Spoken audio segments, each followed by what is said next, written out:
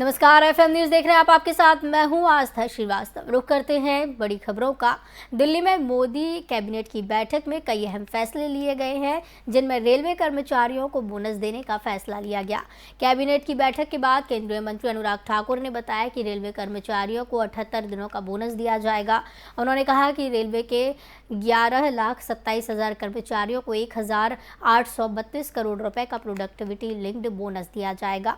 इसकी अधिकतम सीमा 17,951 रुपये होगी। इसी के साथ तेल वितरण कंपनियों को 22,000 करोड़ रुपए का वन टाइम ग्रांट दिया गया है, ताकि अंतर्राष्ट्रीय बाजार में एलपीजी के दाम बढ़ने के बावजूद एलपीजी के दाम घरेलू बाजार में उसी अनुपात में नहीं बढ़ाने से जो नुकसान हुआ है उसकी भरपाई की जा सके। साथ ही गुजरात के कांडला में दीनदयाल पोर्ट अथॉरिटी के तहत एक कंटेनर टर्मिनल और एक मल्टी पीपल्स कार्गो बर्थ बनाने का फैसला लिया गया। इसमें करीब 6,000 करोड़ रुपए के खर्च का अनुमान है।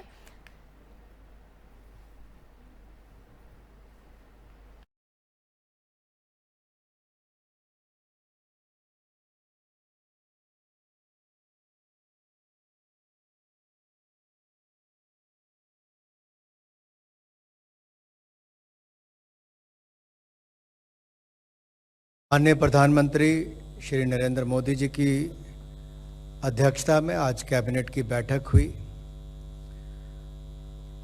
जिसमें कुछ निर्णय लिए गए हैं। पहला निर्णय, रेल विभाग के 11,27,000 कर्मचारियों को हर वर्ष दशहरे और पूजा के अवसर पर प्रोडक्टिविटी लिंक्ड बोनस दिया जाता है और इस बार 11,27,000 एम्प्लॉयज़ को 1,832 करोड़ रुपए का ये इंसेंटिव दिया जाएगा, बोनस दिया जाएगा, जो 78 दिन का बोनस होगा और 17,951 रुपए जो है ये मैक्सिमम उसकी लिमिट रहेगी, जो 78 दिन के लिए है।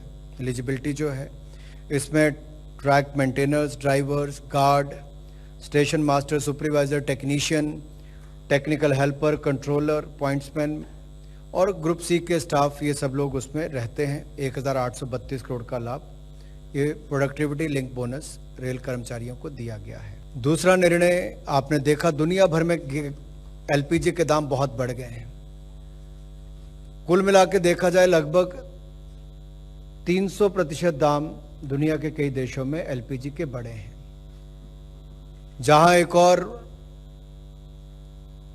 भारत सरकार ने मुफ्त अनाज देने का काम भी किया था, मुफ्त वैक्सीन देने का काम भी किया, वहां पर साथ ही साथ किसानों के ऊपर बढ़ते हुए खाद के दाम के भी बोझ नहीं पड़ने दिया।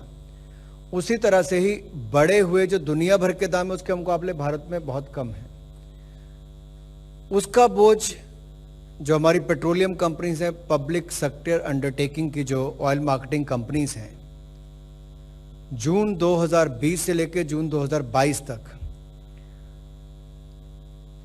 22,000 करोड़ रुपए का जो इन्होंने खर्चा वहन किया है, वो वन टाइम ग्रांट भारत सरकार 22,000 करोड़ रुपए की दे रही है, ताकि आम नागरिक के ऊपर, देश की सामान्य जनता जो हमारे देश के नागरिक है उसके ऊपर इसका बोझ ना पड़े।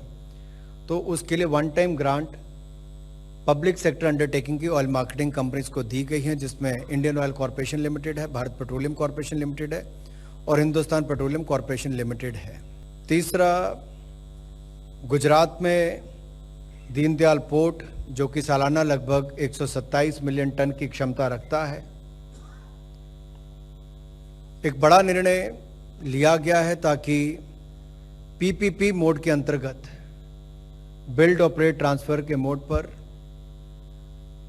दीनदयाल उपाध्याय पोर्ट पर कंटेनर टर्मिनल बने, जो टूना टेकरा में है, और साथ ही साथ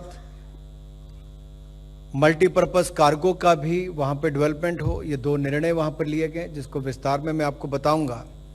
लेकिन कुल मिलाकर इन दोनों के ऊपर 5,963 करोड़ रुपया खर्च होगा, जो कंसेशनियर खर्च करेगा, और इसके अलावा जो 531 करोड़ के लगभग वो जो हमारी दीनदयाल पोर्ट अथॉरिटी है वो खर्च करेगी, ताकि उसके अगले कुछ साल तक जो मेंटेनेंस, ड्रेजिंग वगैरह के है वो भी कर सकें। इससे क्षमता भी बढ़ेगी, जम्मू कश्मीर, मध्य प्रदेश, उत्तर प्रदेश से लेकर गुजरात तक व्यापार करने के लिए भी इस पूरी मार्केट को भी इससे पूरा। आम आदमी को महंगाई से निजात मिलती नहीं दिख रही है। लगातार दूसरे महीने खुदरा महंगाई दर में उछाल देखने को मिला। सितंबर महीने में खुदरा महंगाई दर बढ़कर 7.41% पर जा पहुंची। अगस्त में 7% और जुलाई में खुदरा महंगाई दर 6.71% रही थी। एक साल पहले सितंबर 2021 में खुदरा महंगाई दर 4.35% थी। खाद्य वस्तुओं की महंगाई दर में भी उछाल देखने को मिला है। सितंबर महीने में खाद्य महंगाई दर 8.60% पर जा पहुंची है, जो अगस्त में 7.62% थी। सितंबर महीने में शहरी और ग्रामीण दोनों ही इलाकों में खाद्य महंगाई दर में उछाल आया है। सितंबर महीने में एक बार फिर से खाद्य महंगाई दर में बढ़ोतरी आई है। खाद्य महंगाई दर 8.60% पर जा पहुंची है, जो अगस्त में 7.62% थी, जबकि जुलाई में 6.75% और जून में 7.75% खाद्य महंगाई दर रही थी। साग सब्जियों की कीमतों में भारी उछाल के चलते सितंबर महीने में साग सब्जियों की महंगाई दर 18.05% रही, जबकि अगस्त 2022 में 13.23% रही थी।